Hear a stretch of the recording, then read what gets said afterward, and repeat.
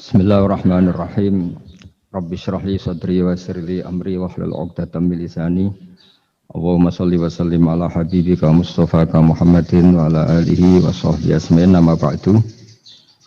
Yang kita hormati bersama Profesor Dr. Adi Wijaya selaku Rektor Telkom University. Di sini kita ditemani dan yang tentu kita hormati Habib Fikri Assegaf. Ada Bapak Kiki, ada beberapa teman tadi yang sudah disebutkan oleh moderator. Langsung saja sesuai tema bahwa kita akan menjadikan tauhid sebagai sumber inspirasi bangsa atau sumber kekokohan bangsa atau sumber ketahanan NKRI. Perlu dicatat bahwa di antara yang sering disabdakan oleh Rasulullah SAW adalah inna minal bayani la sikhron. Jadi penjelasan atau orasi atau argumentasi atau apa sajalah itu adalah bagian dari sihir. Sihir di sini maknanya itu sesuatu yang kayak hipnotis, tapi di sini dalam konteks positif. Dulu ketika periode Rasulullah Muhammad SAW itu pertarungan hak dan batil itu diolah pikir. Olah pikir yang diterjemahkan oleh artikulatif atau sistem verbal. Memang ini agak aneh. Jadi kalau mukjizatnya Nabi Musa itu fisik. Fisik itu misalnya melawan Fir'aun dengan kekuatan tongkat yang super dahsyat, sehingga Laut Merah dipukul sama tongkatnya Fir'aun, kemudian tongkatnya Nabi Musa, kemudian bisa membelah jadi jalan, Fir'aun tenggelam. Begitu juga nabi-nabi yang lain ada kekuatan fisik yang bisa dilihat sebagai mukjizat. Tapi ketika Nabi Muhammad SAW jadi nabi itu pertarungannya itu ke sistem rasional. Dan yang enggak rasional itu dijelaskan dengan satu penjelasan yang seakan-akan rasional. Ini yang agak jelimet. Sehingga ada wala talbisul haqqo bil batil. Jangan menyampur adukkan hak dengan batil. Saya beri beberapa contoh kejadian. Suatu saat itu ada orang kafir datang ke Rasulullah SAW. Kemudian bertanya, ya Muhammad, jika kambing itu mati betul yang tidak disembelih, bangkel, itu yang mematikan siapa? Karena Nabi itu orangnya ummi itu lugu, ya yang mematikan Allah. Terus jawabannya si orang kafir tadi, agama kamu itu aneh, yang dimatikan Allah langsung haram, tapi yang lewat tangan-tangan manusia yang berlumuran dosa halal, katanya. Sehingga terus jadi logika yang kok iya ya gitu. Harusnya yang dimatikan Allah langsung kan orisinil gitu. Sehingga orang terus terbelalak, seakan-akan ini hebat ya. Dan resikonya Nabi Habib Fikri, resikonya itu enggak boleh fahisan mutafahisan. Corong Jawa Nabi ora oleh cangkem elek, itu resiko. Andai kan Nabi boleh cangkem elek enak, nak halal ya pangan kon. Kalau itu baik ya silahkan makan ya. Tapi masalahnya Nabi tidak boleh seperti itu. Andai kan tidak Nabi kan gampang, ya sudah kalau halal ya silahkan makan. Masalahnya Nabi tidak boleh apa? Enggak boleh berbicara kasar, tidak boleh berbicara buruk.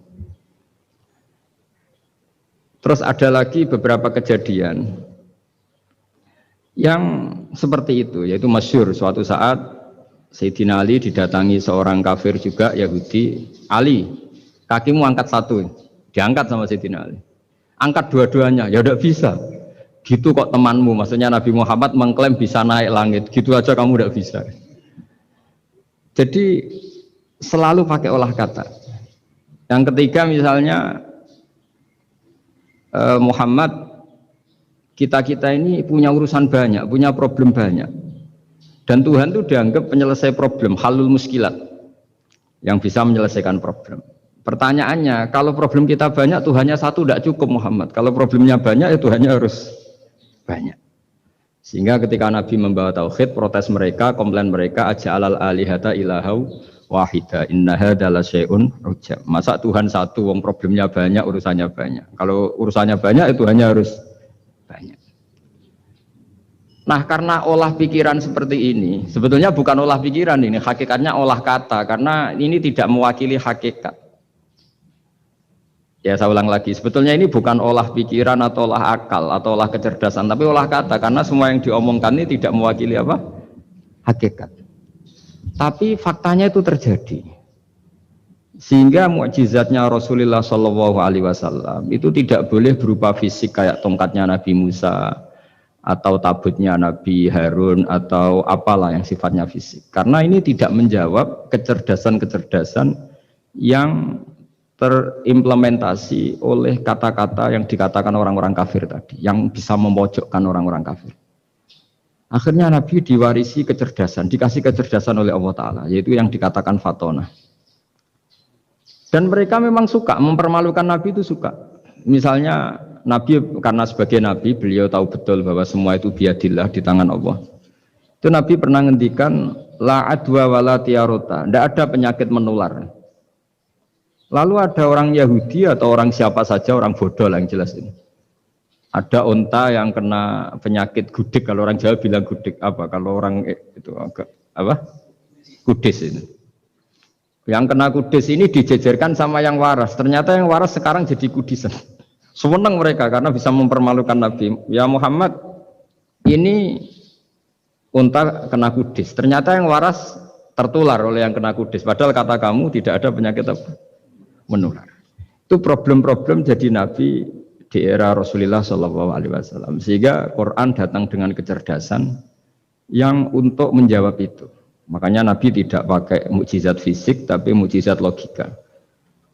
Akhirnya Nabi diajarin Allah lewat Jibril, yang dikira mereka yakin kalau menang dalam debat. Tapi Nabi balik bertanya, faman a'dal awwala. Jadi terjemahnya, kalau ini kena kudis karena tertular yang ini, lalu ini tertular siapa? Yang pertama tadi. Wah, itu asli mat dari Allah ya, maksud saya itu. Jadi dia ingin contoh yang kedua yang tertular, dengan itu berarti ada penyakit apa? Menular. Tapi Nabi tanyanya faman a'dal awwala, lalu yang pertama kena kudis itu tertular siapa? Makanya kalau sekarang misalnya corona menular itu yang pertamanya dari siapa itu? Tidak tahu itu. Ya tidak perlu tahu, tidak bidang kamu. Jadi ini saya mau cerita. Jadi logika-logika yang dibangun orang kafir itu sebenarnya bukan logika, tapi olah kata. Dan orang kafir itu paling pintar. Karena mereka itu penyair. Penyair itu kalau sekarang modern mungkin mirip-mirip jurnalis atau mirip apalah. Bisa mengubah apa saja. Apa yang sebetulnya baik dikesankan buruk atau sebaliknya. Sehingga ini menyusahkan karena Nabi harus ngendikan hakikat, harus mengatakan sesuatu yang nyata dengan bahasa yang benar, sementara mereka mengatakan kebatilan dengan penjelasan yang baik. Ini ribet kan? Sehingga dalam banyak percekcokan ya, itu susah dicari jalan tengah karena sama-sama mirip, kebenaran ini sama-sama mirip. Jadi misalnya yang masyhur dalam satu peristiwa besar, konflik antara Sayyidina Ali dan Sayyidina Muawiyah, itu konflik yang nggak bisa diedarkan gara-gara kalimat, gara-gara kata-kata. Makanya sekeras-kerasnya pedang atau senjata itu masih keras apa? Kata-kata atau polemik lah atau apalah. Karena sekarang itu agak susah membahasakan. Ketika konflik Ali dan Muawiyah itu ada orang bilang, ya sudah, nahkum bi kitabillah. Sudah sekarang kita kembali ke kitabillah. Itu mereka megang mushaf. Mushaf ini yang saya pegang namanya mushaf. Seakan-akan itu benar karena orang Islam harus kembali kepada kitabullah. Pertanyaannya lalu Ali kata Ali, fadorobal mushafa biyadihi. Sayyidina Ali nepuk mushaf ini keras sekali. Sal hadal mushaf kata Sayyidina Ali. Kalau kita harus kembali ke Quran, coba tanya ini. Mushaf ini ya mushaf seperti milik saya ini. Akhirnya orang-orang Khawarij bilang, innama huwa warokun wa madadun. Itu hanya kertas sama tulisan. Bagaimana mungkin kita bertanya? Pas itu adalah orang Khawarij itu orang yang nggak mau ngakui Ali juga nggak mau ngakui Muawiyah Dan Sayyidina Ali sama Sayyidina Muawiyah sudah sadar mau bikin mediator, mau bikin solusi jalan tengah. Jadi sebenarnya dua beliau itu orang baik, gara-gara diprovokasi orang Khawarij terus jadi bentrok. Orang Khawarij bilang nggak ada Ali, nggak ada Muawiyah, yang ada adalah kitabullah, yaitu mushaf. Benar, secara zahir benar, memang orang Islam harus kembali ke mushaf. Tapi Sayyidina Ali pinter, sal hadal mushaf. Kalau gitu tanyakan mushaf itu. Ketika Sayyidina Ali dan Sayyidina Muawiyah sudah sepakat bikin perdamaian. Akhirnya singkat cerita, innama huwa raqun wa wadadun, kata orang-orang Khawarij itu hanya kertas dan pena. Kenapa bisa disuruh atau diminta jawaban? Terus kata Sayyidina Ali, enggak bisa toh kamu tanya mushaf, ya enggak bisa. Makanya tanya saya katanya. Akhirnya Sayyidina Ali memberi penjelasan, wa in khiftum shiqaqa bainihima fab'asu hakaman min ahli wa hakaman min ahliha. Jika dua mempelai suami istri itu ngalami konflik, di mana-mana orang konflik orang ini serasa seneng nek. Kita kalau sedang marah, semuanya lah kalau sedang marah sama istri itu orang ini serasa seneng. Jadi sing ganteng ora ketok gantenge. Ketok elek etok. Sehingga kalau ngomongnya anaknya, dasar nakal kok bapaknya gitu. Bapaknya gitu, nanti dasar cerewet koyo ibu. Makanya alhamdulillah banyak anak kita yang mewarisi nakalnya bapaknya dan nakalnya ibunya. Karena sabdonya mesti seperti itu. Jadi anak kita ini korban cara ngomong kita. Maka kita tidak wali itu harus syukur karena omongannya nggak mandi. Itu kalau kita wali, itu anak kita jadi orang buruk semua. Karena kita ngomong dasar goblok koyo ibu. Dari ibu dasar nakal koyo bapak. Berarti anak kita punya status goblok dan nakal. Tapi alhamdulillah yang ngomong itu tidak wali sehingga diabaikan saja sama Allah. Gak penting. Ngomongannya orang tidak wali itu tidak penting. Makanya tidak wali itu tetap punya sisi positif. Kalau ngomong tidak ngefek. Tapi kalau wali itu direspon sama Allah. Langsung ya. Tapi kalau wali ya tidak ngomong gitu. Jadi kalau orang nggak suka itu nggak boleh ketemu. Karena tambah benci. Sehingga butuh mediator. Itu sudah. Ini termasuk ilmu psikologi Quran. Kalau orang sedang tidak cocok itu nggak boleh ketemu. Pakai apa? Mediator. Jika suami istri sedang konflik, itu sebaiknya, seharusnya atau sayugyanya itu kirim mediator. Fab'atsu hakaman min ahli wa hakaman min ahliha. Iyurida islaha yuwaffiqillahu bainahuma. Terus kata Sayyidina Ali, wa amru ummati Muhammad a'dhamu min amri rajulin wa imra'atin. Dan urusan umat Muhammad yang kita sedang konflik dengan kekuatan besar dan bisa pertumpahan darah itu lebih ngeri timbang urusan suami dan istri. Itu saja solusinya mediator. Artinya sesepele itu urusan pribadi saja Allah menyuruh ada mediator. Apalagi urusan kita yang lebih dahsyat. Akhirnya mereka ngakui cara istimbat, cara ngambil kesimpulan Sayyidina. Jadi ini masalah-masalah yang orang bilang seakan-akan benar. Sudah kita kembali ke Quran, kembali ke Quran. Quran yang mana? Wong kamu tidak paham. Lama-lama tanyanya cetakan mana ini? Ribet kan? Makanya saya ini bikin gerakan besar-besaran yang dulu saya ngaji tafsir lama sekali dengan Mbah Mun. Ngaji sama bapak saya, sekarang alhamdulillah sering diskusi sama Pak Quraisyab. Karena kita ini butuh dan saya punya teman akrab Gus Zofur juga doktor tafsir. Ya, kalau kamu ingin tak sebut ya punya teman kalian semua untuk mengkaji apa? Tafsir. Itu memang kita butuh. Karena Quran itu teks. Teks itu harus difahami ahlinya. Karena tapi ketika orang ngomong, ayo kita kembali kitabullah, kembali ke kitabullah, itu kembali yang apa? Terus tentang apa? Sehingga banyak orang yang entah saking angkuhnya, entah saking benarnya tidak tahu. Saya tidak mau kembali kepada Quran. Kenapa? Saya tidak pernah keluar, saya di situ. Kembali itu kan sudah keluar baru kembali. Itu entah saking angkuhnya, entah saking benarnya tidak tahu. Mau kamu katakan angkuh yang masuk akal? Saya tidak mau kembali. Saya tidak pernah keluar. Memang saya sudah di situ. Benar mana? Bisa jadi ya sudah ini itu wilayah yang nggak jelas itu. Tapi bahwa mukjizatnya Nabi itu menerangkan sesuatu yang kayak iya kayak enggak. Karena orang kafir itu pintar mengemas kebatilan sebagai kebenaran. Jadi enak zaman Nabi Musa ngadepi Fir'aun yang karuan salah. Nabi Muhammad itu enggak. ngadepi satu komunitas yang mereka punya jargon yang seakan-akan benar. Misalnya Ka'bah, Ka'bah itu sakral, Baitullah. Orang kafir itu percaya keramatnya Ka'bah, percaya. Sehingga mereka kalau bikin berhala itu harus dekat Ka'bah, bentuk barokah Ka'bah. Kayak kurang ajar gimana? Maka berhala-berhala itu paling banyak di dekat Ka'bah, karena supaya apa? Dapat barokahnya Ka'bah.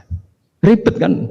Kamu kafirkan tuh percaya barokah Ka'bah, tidak dikafirkan itu kurang ajar. Ka'bah kok di...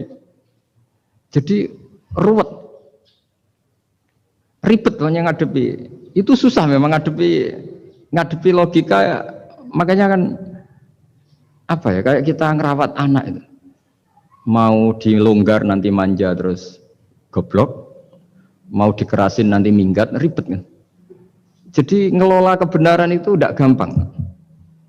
Lalu Nabi datang bil haqqil bayyin, dengan kebenaran yang nyata. Dimulailah dari surat diantaranya lam yakunil ladzina kafaru min ahlil kitab wal musyrikin munfakina hatta ta'tiyahumul bayyinah. Bayyinah itu siapa? Rasulun minallah yatlu suhufam mutahharah. Orang-orang kafir baik berkategori ahli kitab yaitu Yahudi Nasrani maupun yang berkategori orang-orang musyrikin yaitu orang-orang yang menyekutukan Allah yang non samawi, yang tidak punya kitab samawi. Itu tidak mau tercerabut, munfakin itu tidak mau tercerabut dari akar mereka hatta ta'tiyahumul bayyinah, sehingga datang kebenaran yang begitu nyata, begitu jelas. Saking jelasnya siapapun mau tahu dan nggak bisa dibatalkan oleh apapun, termasuk oleh perilaku sosial.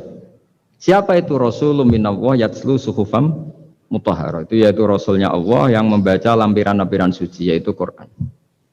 Sehingga Nabi datang dengan analogi pembanding. Orang-orang yang berpikir Tuhan harus banyak karena urusan itu banyak, problem banyak. Lalu Nabi bikin analogi.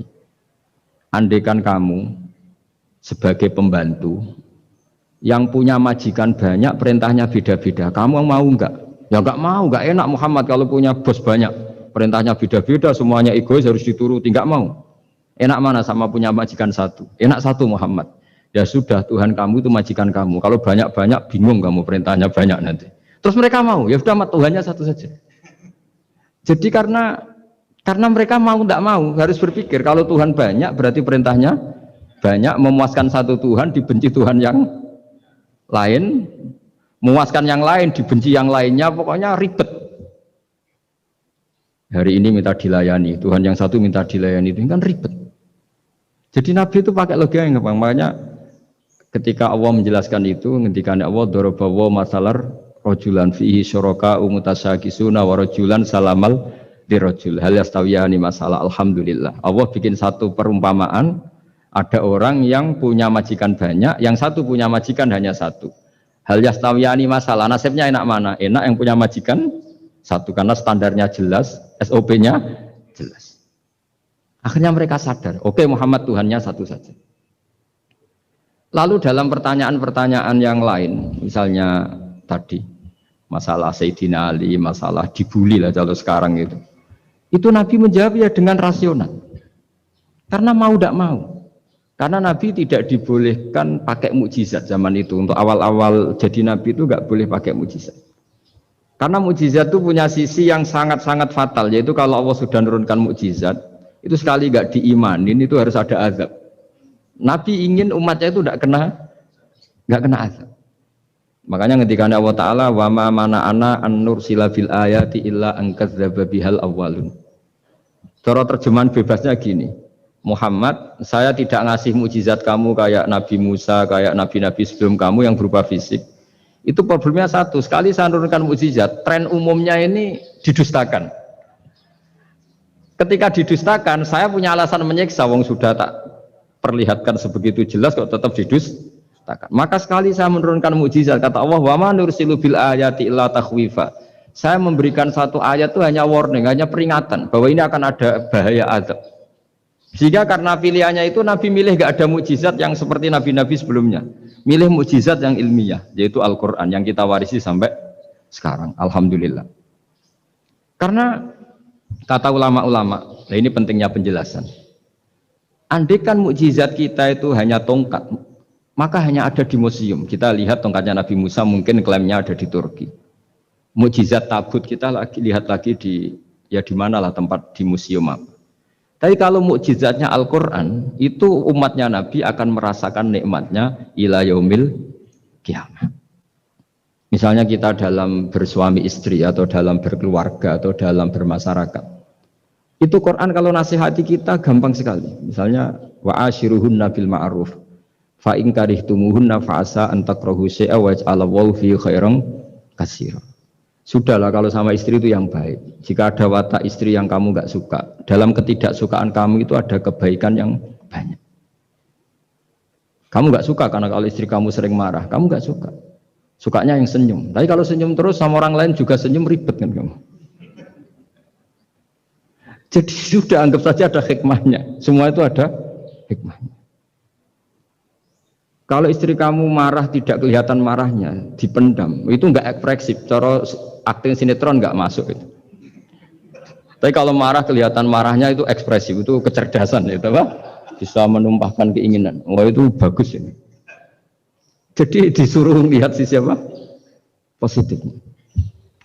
Imam Syafi'i itu pernah ketemu seseorang yang di depan beliau cium tangan hormat. Suatu saat dikasih tahu sama santrinya yang lain. Orang yang mencium kamu, wahai Imam Syafi'i, itu di belakang ngerasani kamu, bully kamu. Kata Imam Syafi'i, baguslah. Kenapa? Berarti saya wibawa, di depan saya tidak berani. Jadi enteng saja. Beliau dikasih tahu, tetangga kamu banyak yang benci engkau ya Imam Syafi'i. Baguslah, tidak akan utang saya. Justru yang kenal-kenal itu yang utang-utang itu.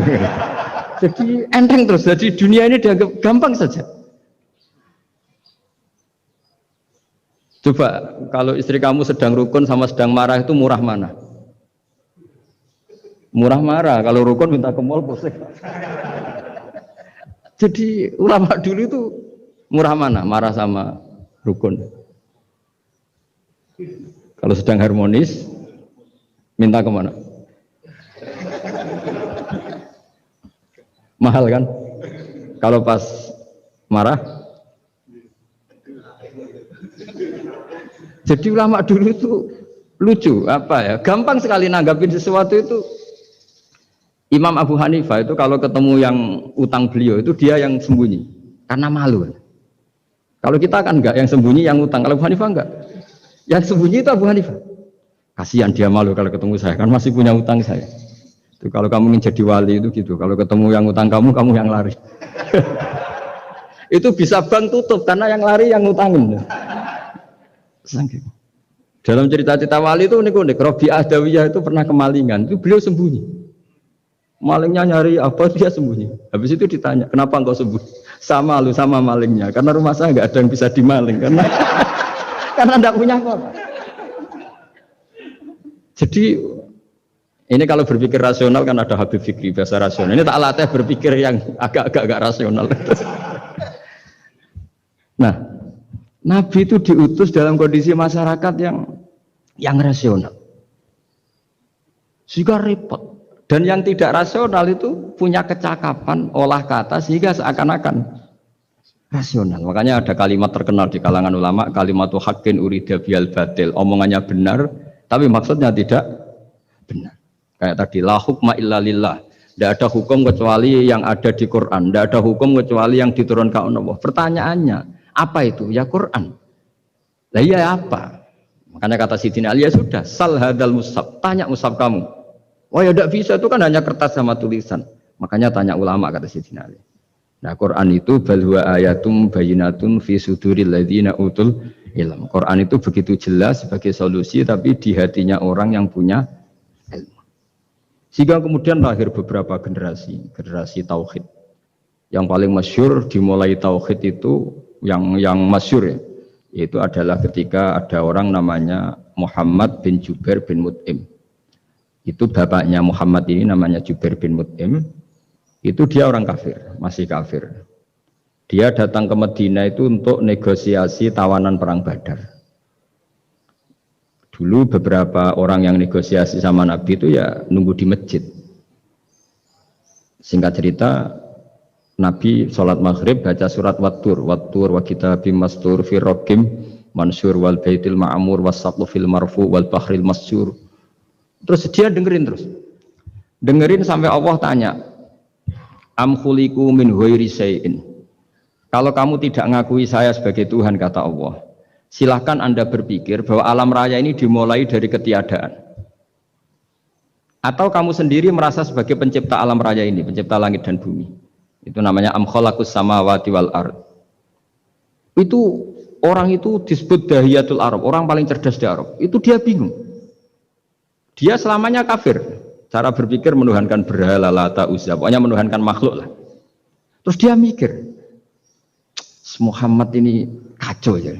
Akal saya dihabisin, kata dia.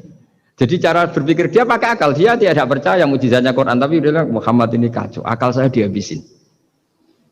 Akhirnya Nabi setelah salam dia menyatakan Islam. Karena kata dia, Muhammad, akal saya habis oleh apa yang kamu baca. Nah ini saya mau menerangkan tauhid sebagai inspirasi. Yaitu logikanya gini, langit bumi ini kan wujud itu punya eksistensi.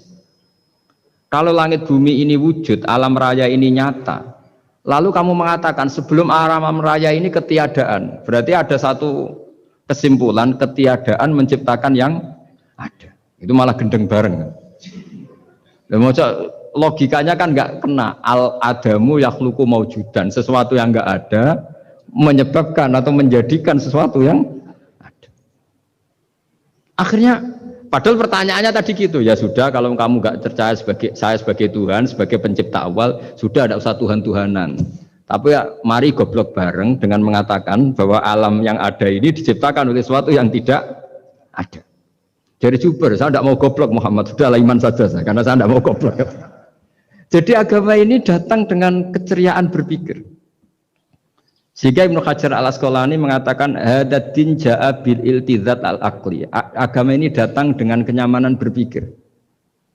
Coba kalau Anda seorang profesor atau seorang doktor atau seorang ilmuwan, kemudian Anda diajak goblok dengan teori baru bahwa sesuatu yang ada itu diciptakan oleh yang tidak ada.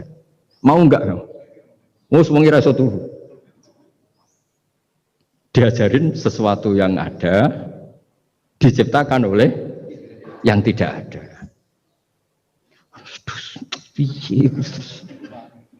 Gak keren lagi. Gak boleh saya suruh sudah itu. Jadi tauhid itu. Nah, kemudian lahir ulama-ulama baru yang cara ngarang sama. Ini kitab yang dulu saya ngaji sama Syekhina Kiai Maimun Zubair Mbah Mun. Itu kemudian ulama-ulama baru, kata Yai Mbah Mun itu juga bapak saya sering pesen, orang itu harus tahu zaman. Menerangkan tauhid itu kalau ulama dulu itu dimulai dari kalimat yang mungkin yang ngaji saja bingung. Al-alam mutaghayyir wa kullu mutaghayyir hadis la budda mim muhdits. Itu sampean dengar mesti anggap jimat itu apa itu doa apa gitu. Doa jalbu rizki apa gitu. Padahal itu logika. Tapi terus ulama-ulama modern itu ngarang seperti ini ada gambar. Ini kitab yang saya dulu ngaji sama itu digambar seperti ini.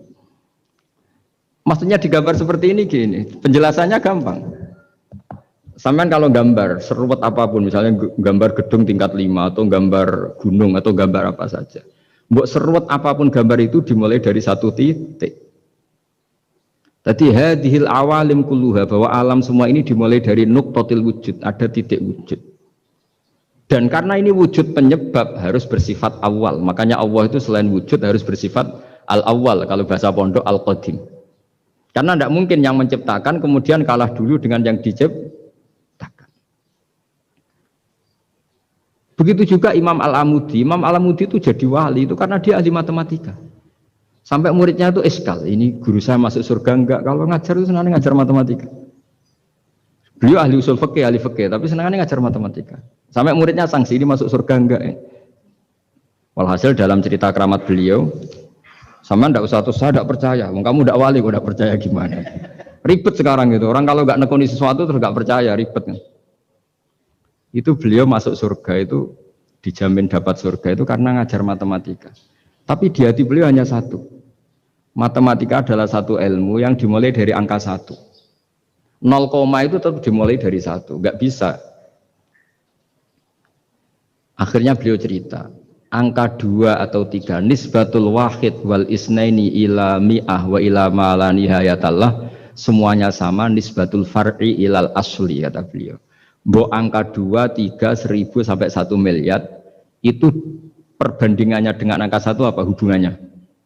Al-far'i ma'al asli, yaitu angka 23 adalah cabang dari angka 1. Jadi alam raya sebanyak apapun, ada galaksi, ada Mars, ada apa saja, tetap dimulai dari wujud yang 1, yaitu wujudnya Allah Subhanahu wa ta'ala. Jadi beliau menjadikan matematika sebagai alat perangkat untuk tahu tauhid, bahwa alam raya ini dimulai dari al-wujudul wahid, wujud yang 1. Makanya kul huwallahu ahad, Allahus somad, lam yalid walam yulad, dan seterusnya. Nah, makanya ketika orang menyoal hukum adat yang menipu kita, adat itu sunnatullah yang kita lihat, itu Quran mesti mengembalikan wahwaladzi yabda'ul khalqa tsumma yu'idu wa huwa ahwanu alaih. Sebagian di surat Yasin diterangkan ansha'aha awwala marrah. Ketika kita lama sekali, namanya manusia itu lahir dari seorang bapak dan ibu, ini lama sekali. Yang namanya telur itu lama sekali lahir dari ayam, keluar dari ayam. Yang namanya pohon besar itu mesti dari biji yang kecil. Karena lama itu terjadi, seakan-akan kita ngomong, kita berkeyakinan, tahu-tahu ada pohon besar itu mukhal. Tahu-tahu ada manusia ini mukhal. Makanya ketika ada figur yang bernama Isa bin Maryam, itu orang kafir Yahudi itu menolak. Bagaimana mungkin ada manusia tanpa bapak? Oke, itu menyalahi prosedur lazim, protap lazim. Tapi kata Allah gimana? Inna masalah Isa indallahi kamasali Adam. Kalau Isa mukhal karena tanpa bapak, harusnya Adam lebih mukhal karena tanpa bapak, tanpa ibu. Jadi artinya apa? Allah tetap mengingatkan bahwa kudroh saya yang pertama itu menjadikan semuanya mungkin tanpa perangkat adat. Maka kitab ini yang saya baca ini, milik Sayyid Husain Afandi ini, itu menjelaskan bahwa hukum adat itu menipu. Saya ulang lagi, hukum adat itu menipu. Ketika ayam mengeluarkan telur, telur kemudian menjadi ayam lagi. Terus kita berdebat, telur sama ayam dulu mana? Menurut Anda milih mana? Milih apa? Telur. Kalau ini, yang kubu sebelah ini, ayam apa telur? Telur. Ayam. Ayam lahir dari. Nah, pertanyaannya begini kalau menurut tauhid. Ketika lazim kalau telur itu nanti suatu saat jadi ayam, terus ayam kemudian lazim mengeluarkan telur. Ketika Anda mengatakan mungkin kontribusi Anda terhadap kemungkinan itu apa? Kan sama, Anda tidak ikut menciptakan. Wong tidak ikut menciptakan kok menvonis mungkin tidak mungkin. Kamu itu hanya saksi. Makanya pertanyaannya Allah, loh ketika itu kamu anggap mungkin, kontribusi Anda itu apa? Kan hanya melihat. Kamu sendiri tetap tidak mampu bikin telur, Anda juga tidak mampu bikin ayam. Artinya meskipun telur jadi ayam, ayam jadi telur sampai kiamat, tetap ada kontribusi kudrohnya Allah Subhanahu wa ta'ala. Bukan berarti berdiri sendiri, wong kamu yang bilang mungkin ya nyatanya enggak berkontribusi. Sehingga kalau suatu saat Allah bikin telur dari batu, atau ayam keluar dari batu, bagi Allah itu enggak masalah, tapi bagi kamu masalah. Bagaimana mungkin hewan keluar dari batu? Ini logikanya gimana? Loh memangnya ketika telur dari ayam itu logika kamu gimana coba? Kamu ikut bikin enggak?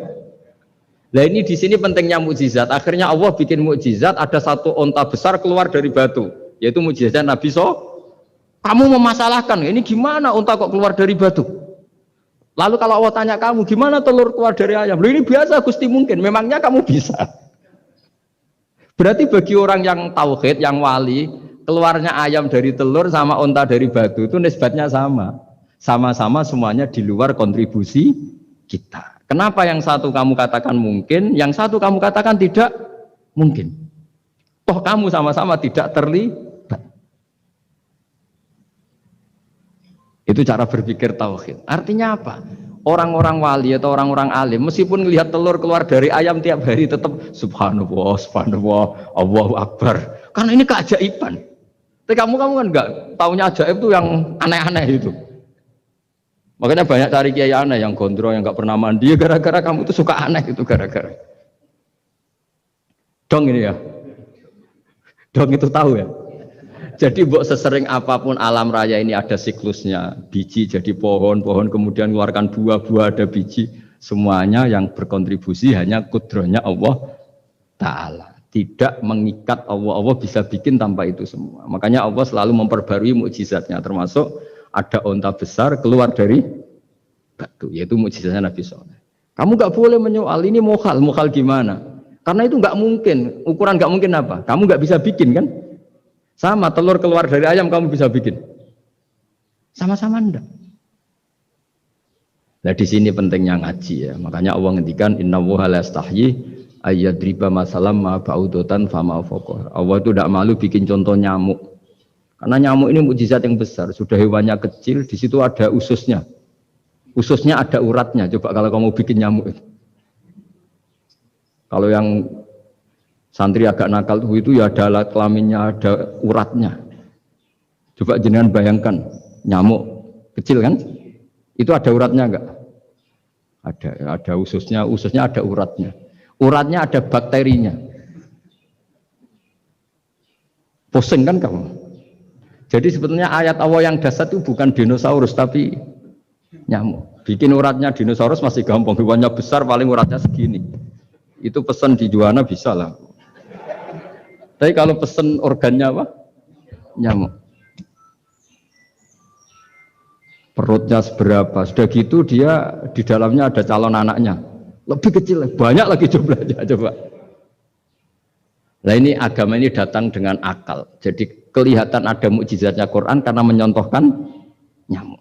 Dan kelihatan mukjizat kalau dijelaskan pakai logika. Yaitu kayak apa susahnya bikin nyamuk. Sudah kecil, ada organnya, organnya ada uratnya, uratnya ada kumannya, kumannya ada uratnya. Pusing enggak? Makanya tidak ada kampus yang siap memaklumatkan diri sanggup bikin nyamuk. Karena ya enggak sanggup tadi. Lah itu mukjizatnya Quran. Jadi agama ini ketika ulama-ulama ja'a bil iltizazil aqli. Agama ini datang dengan kenyamanan berpikir. Makanya kita nanti kalau mau mati itu yang seneng saja. Kita tidak tahu caranya hidup, tahu-tahu lahir, tahu-tahu hidup, tahu-tahu punya hutang, tahu-tahu banyak masalah, tidak tahu kita. Nanti kalau mati juga gitu, nggak ingin mati, tahu-tahu mati. Nanti nggak tahu-tahu bangkit. Makanya sudah alaiha nahya wa alaiha namut wa biha nubasu insyaallah taala minal. Makanya kata Sidina Ali kalau ada orang susah hidup, kamu lahir keinginan kamu apa keinginan Allah ya? Keinginan Allah. Kamu mati, misalnya orang frustasi ingin mati ya tidak bisa mati. Kalau Allah tidak menghendaki ya tidak mati. Ya sudah, zaman kita hidup ya tidak bisa mengelola kehidupan ini ya sudah. Kalau mati juga tidak bisa mengelola kematian ini. Makanya terus kita diajarkan inna sholati wa nusuki wa mahyaya wa mamati lillahi rabbil alamin. Berhubung kita tidak tahu ya sudah hidup kita, mati kita semua di tangan Allah. Sudah kita pasrah saja. Senais jamnya mati aja, serasa pamit, sudah mati aja, sudah gak ribet. Makanya wali-wali itu ya biasa ngelihat kematian itu, bukan karena yakin pasti masuk surga ya enggak. Kata wali-wali itu di dunia itu hanya Allah yang ngurusi kita ya Allah, nanti di akhirat ya sama. Itu tauhid ya. Jadi saya ulang lagi ya, jangan terjebak hukum adat. Karena dalam hukum adat itu sebenarnya Anda tidak aktor tapi hanya saksi. Yang namanya telur keluar dari ayam, ayam mengeluarkan telur. Tapi sebetulnya ini tidak mengikat. Allah bisa saja bikin hewan dari yang lain. Kayak tadi mengeluarkan untanya Nabi Soleh dari batu yang apa? Besar. Ya itu mukhal, bagaimana mungkin? Nah memangnya ayam jadi telur, telur jadi ayam, Anda ikut berkontribusi kan enggak? Andai kan Anda menyaksikan kudrahnya Allah Ta'ala di semua kejadian. Yaitu Allah bisa bikin nyamuk, nyamuk ada organnya, organnya ada uratnya. Dengan reputasi seperti ini maka kita akan mensifati Allah innahu ala kulli syai'in qadir, bahwa Allah bisa melakukan apa saja. Wa huwa ala kulli syai'in qadir, diulang-ulang. Sama Indonesia yang sekarang seperti ini, yang kata orang ada yang bilang terbelakang, ada yang bilang tertinggal dari Eropa. Mungkin dalam kudrat Allah untuk bikin Indonesia lebih makmur dari sekarang, bisa mengalahkan negara-negara yang lain. Jadi kalau kamu ingin, tapi Indonesia banyak masalah gini-gini, bagi Allah mudah saja menyelesaikan masalah. Tetap inna dzalika 'ala Allahi yasir. Kita harus optimis bahwa semuanya bagi Allah mudah. Tapi cara berpikir ya tadi, dengan reputasi Allah bisa bikin nyamuk. Nah nyamuk sulitnya di mana ya tadi, sudah kecil, punya organ, organnya punya urat, uratnya punya bakteri, bakterinya punya organ, organnya bakteri, mungkin ada bakteri lagi. Pusing kan? Ya jangan, nggak usah dipikir kalau pusing. Ya jadi terus yang terakhir saya mohon kalau baca Quran sebisa kita ada yang diangen-angen. Jadi Allah kalau mendorong kita mengakui eksistensinya Allah, Allah sering ngendikan yang mudah-mudah. Misalnya saya ini yang menciptakan kamu, saya yang menciptakan kamu. Falau la tusaddiqun, sudahlah, saya ini nahnu khalaqnakum. Saya ini pencipta kalian, Bu yao. Hubungan kamu itu dengan saya, urusan kamu terdekat itu dengan saya, kata Allah, bukan dengan yang lain. Karena saya menciptakan kamu, kata Allah. Tapi kita ini aneh, jadi manusia itu aneh. Dengan zat yang menciptakan kita tidak punya urusan, dengan yang tidak terkait dengan kita punya urusan. Itu kan aneh. Dan Allah kalau menerangkan itu gampang. Terus bagi manusia yang kumoluhur, yang angkuh, seakan-akan bisa menentukan segalanya. Falaula in kuntum ghaira madinin tarji'unaha in kuntum shadiqin. Kalau kamu orang hebat, Bu ya, ketika nyawa kamu mau keluar tuh kamu tahan supaya kamu nggak jadi mati. Nggak keren kan orang hebat kok mati katanya. Kamu sombongnya kayak gitu seakan-akan bisa ngatur dunia, menaklukkan dunia, ternyata kamu mati. Harusnya nggak usah mati dong. Kata falaula in kuntum ghaira madinin tarji'unaha in kuntum shadiqin. Makanya falaula idza balaghatil khulqum wa antum khina idin Mbok ya orang-orang yang keren, yang merasa hebat, yang biasa ngatur dunia, mbok ya ketika mati itu jangan mau. Ya ini sensitif ya. Ya saya kira demikian ya, semoga lewat ngaji ini kita kembali ke tauhid yang benar lewat penjelasan-penjelasan yang akli, yang rasional. Saya pastikan agama ini datang dengan al-iltizadul akli, kenyamanan berpikir. Kayak apa susahnya kita dengan jadi ateis? Karena harus punya rumus bahwa yang ada diciptakan oleh yang tidak ada. Itu kan jadi aneh. Makanya ukuran iman, salasun man kunna fihi wajada halawatal iman. Ciri utama iman itu nyaman, halawah itu manis. Karena ya itu tadi apa yang dibawa oleh Quran dan hadis sesuai akal kita.